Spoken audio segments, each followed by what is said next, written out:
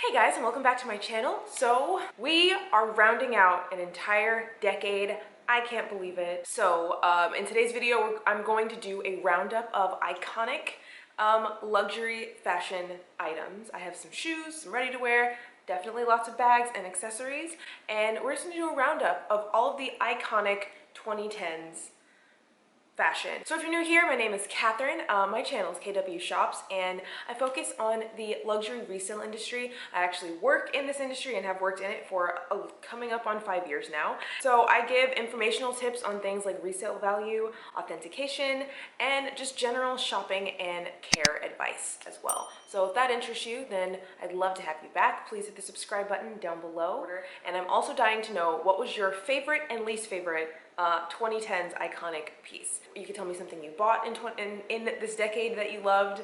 You can tell me something that you hated. If you were into luxury in 2010, personally, I wasn't. What was something that you started the decade wanting? And did you end up purchasing that item, yes or no? So let's hear your thoughts on this glorious decade down below in the comments, and let's get started on some of mine. Now, once again, I don't have these going in any particular order, but I'm gonna start with iconic item number one is the Balmain blazer. Now, I'm gonna venture to say that the Balmain blazer was not created in the decade, but I do know that come like, I wanna say like 2016, this became like the it thing to have, and it was one of those things that every blogger, every fashion person in this entire space, that was considered the number one it thing that everyone had to have. I think this is a very classic piece. I really love the lines of it. I think it's very me. I have tried one on before, but they just don't fit my shoulders in the right way because I have massively huge shoulders. I think the lines are very, very classic. I think this is something that will definitely carry us into many years in the future. Number two, the Isabel Marant wedge sneaker. This was a phenomenon. I didn't personally get into luxury until about 2014. That's about 40% of the decade that I wasn't even participating in it. However, I remember the release of the Isabel Marant wedge sneaker. I'm gonna venture to say maybe about 2011 was when these came out. A friend of mine had them. They were like $700 or something at the time, and it was just the one that everyone went crazy over. Once they finally trickled down to all the knockoff pairs, I had a pair that I bought from like Buffalo Exchange. I was living in New York at the time. Yeah, they had their day in the sun, and they're kind of over. However, the platform sneaker, anything adding extra height, I feel like that's not going anywhere. Basically, every extra inch of height that I can get in an everyday shoe, I accept. Next item on my list is the luxury designer pool slide. This trend was probably started by Gucci. This is something that I never really thought of as like a luxury good until obviously they created them and they became very, very popular.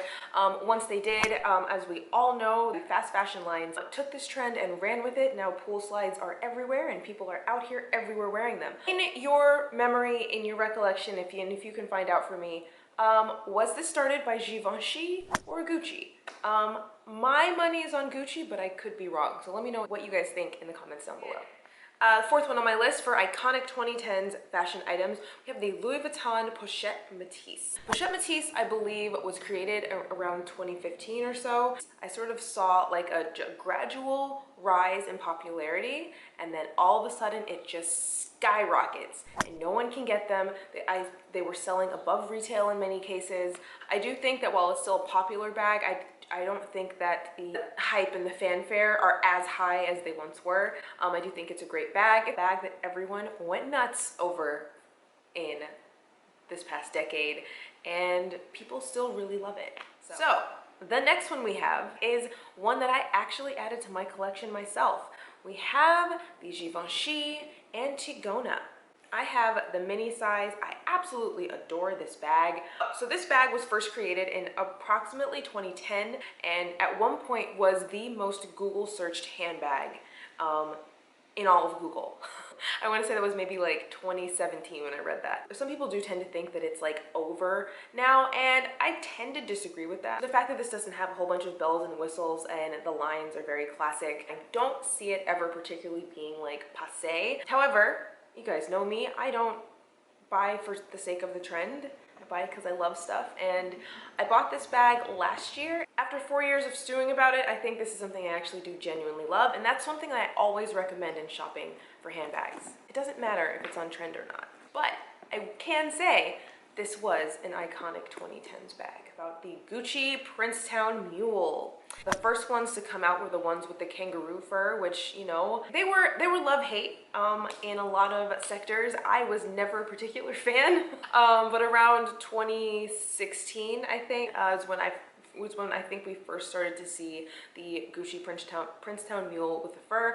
Eventually, they did release it without the fur, and so it's a lot more classic and a lot more simple. They are a shoe that I see absolutely everywhere, and people rant and rave about how comfortable they are. So this is another one that was iconic 2010s. Okay. Next iconic shoe is the Giuseppe Zanotti Cruel Summer Wing Sandal. I think that they may have come out in like 2013 or 2014. Again, if you guys have any actual dates or times or collections or whatever of any of the items that I'm talking about here today, please comment them down below. These came in a variety of different colors and different like heights. As someone who works in the resale industry, what I can tell you is that a whole bunch of people bought these, and for probably like $12 to $1,500, and absolutely all of them told me how uncomfortable they were.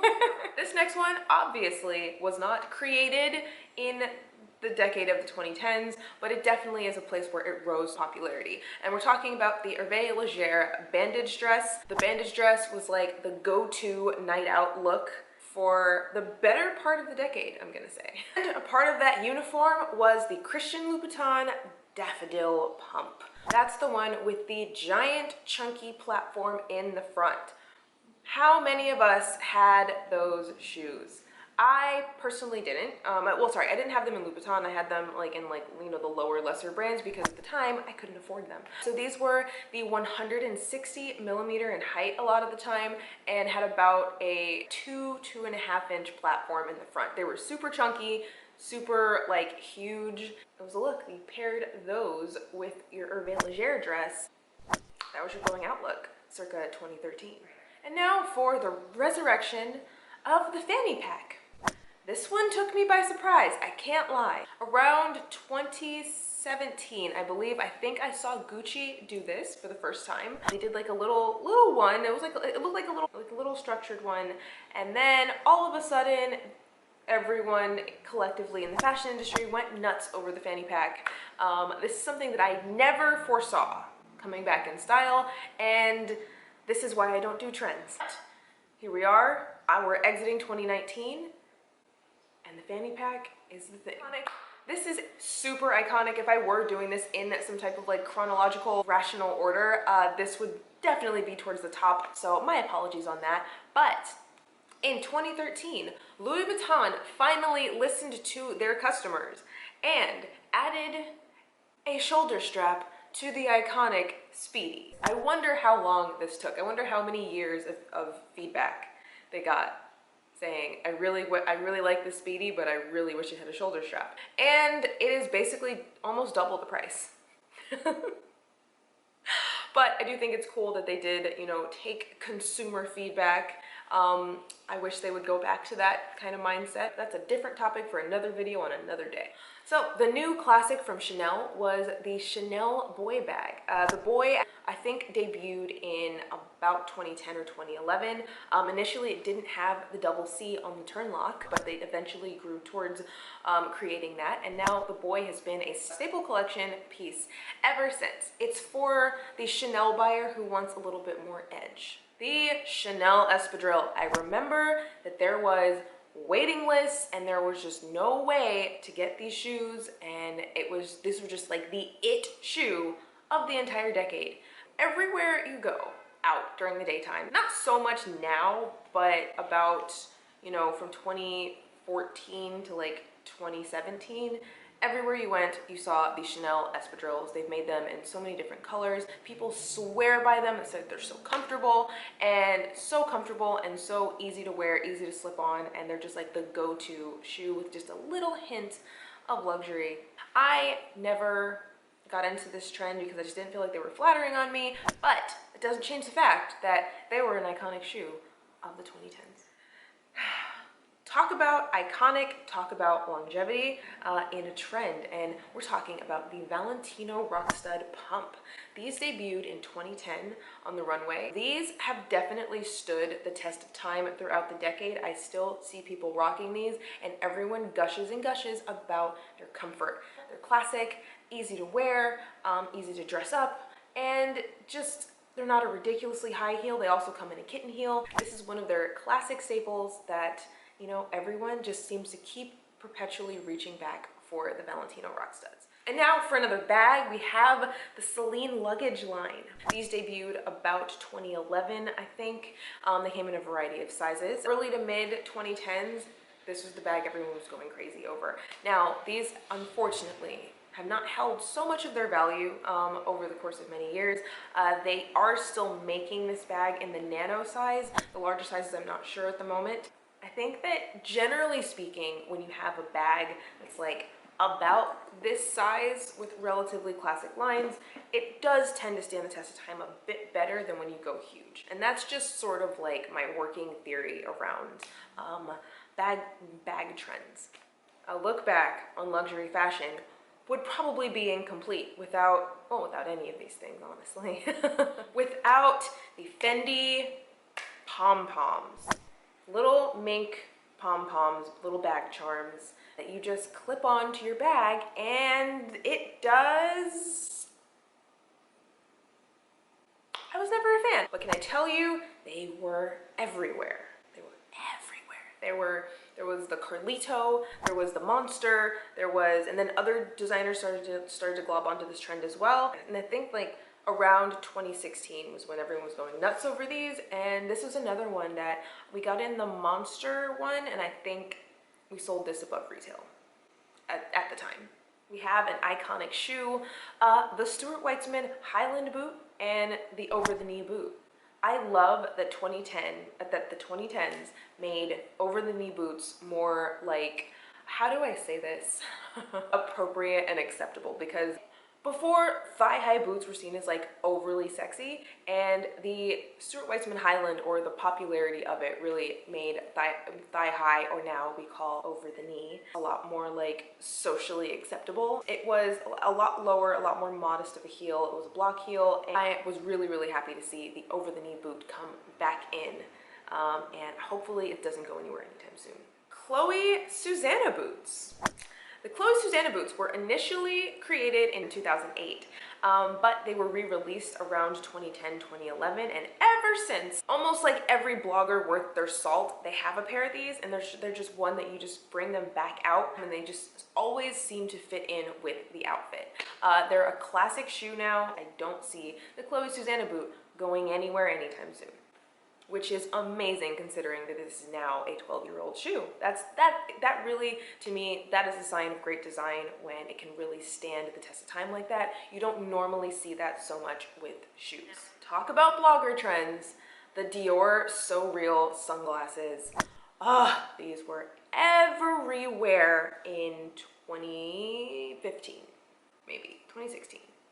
I don't know. They were round, they were weird, they were mirrored, they were cool. They did not look great on everyone, but I do think that they were really super popular and super iconic sunglasses for that summer. I would argue the largest hyped item of the entire decade. Again, let me know if you guys agree.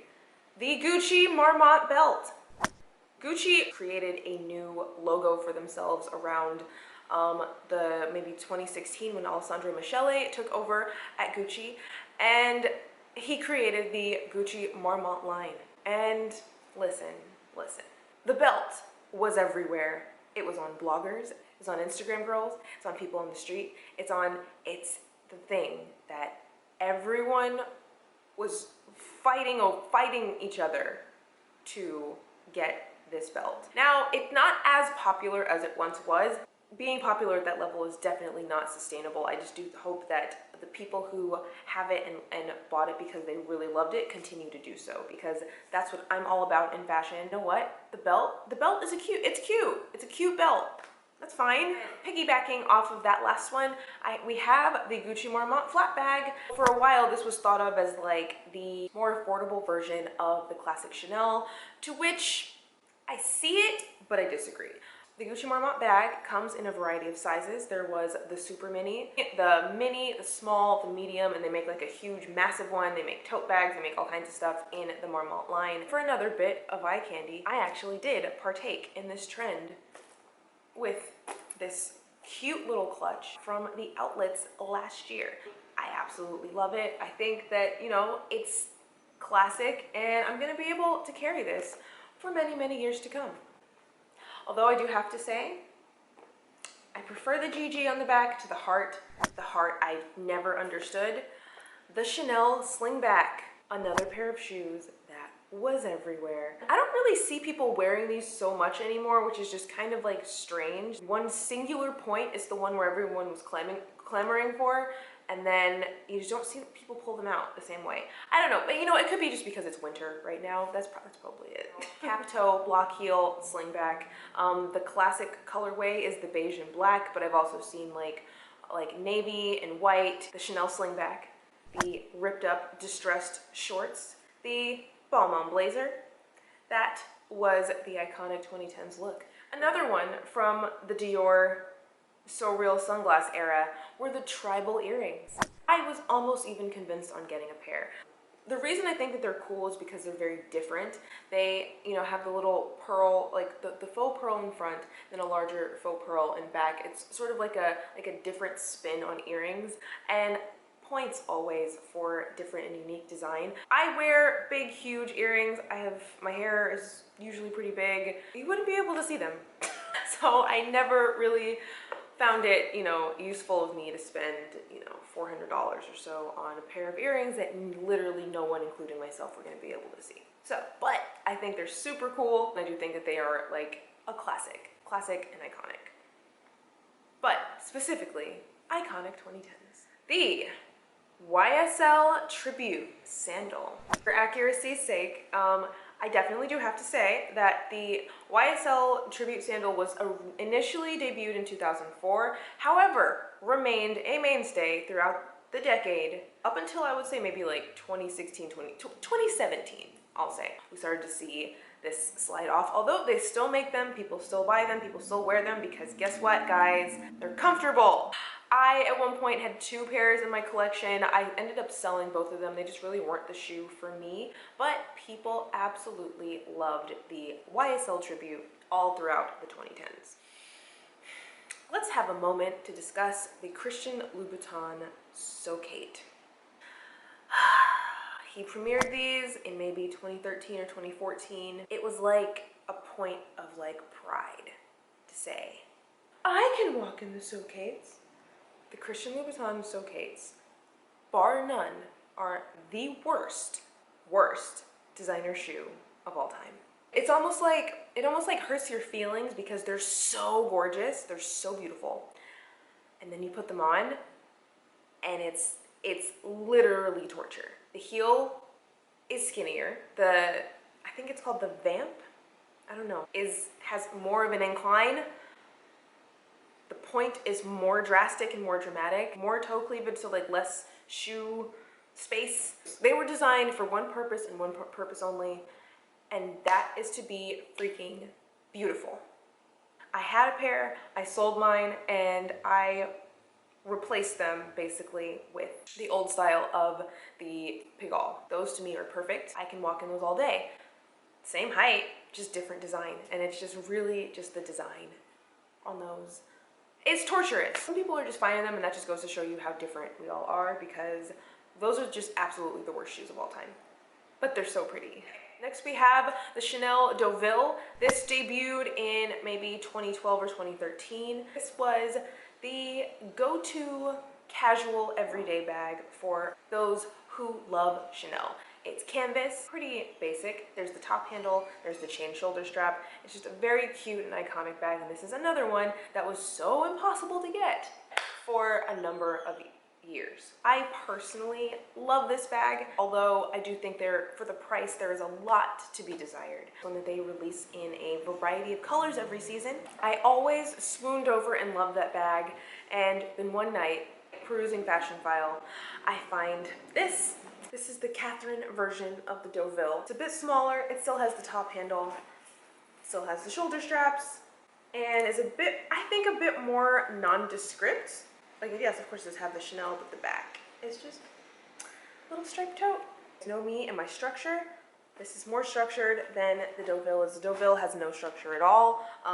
Definitely recommend purse organizer for that one. But that's not what we're talking about. We're talking about iconic 2010s bag.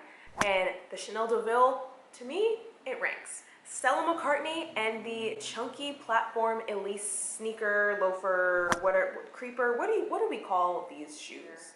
My own personal experience is what I saw. I don't know if you guys saw them or not, but they were just absolutely everywhere.